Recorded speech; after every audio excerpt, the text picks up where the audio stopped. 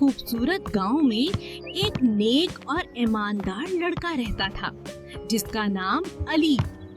बेटा अली, हमेशा सच बोलो क्योंकि सच बोलने वालों से अल्लाह मोहब्बत करता है। जी अब्बू, मैं हमेशा सच बोलूंगा।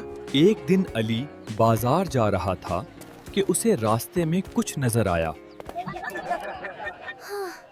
अरे, इस पर्स में तो बहुत पैसे हैं। लेकिन ये मेरा नहीं है। क्या किसी का पर्स गुम हुआ है?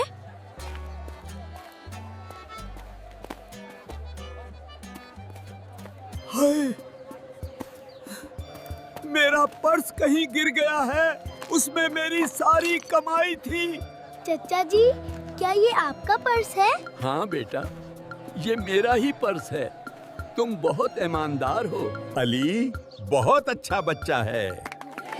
यही है सच्चे मुसलमान की निशानी। जो लोग सच बोलते हैं और अमानत में खयानत नहीं करते, अल्लाह उन्हें कामयाब करता है।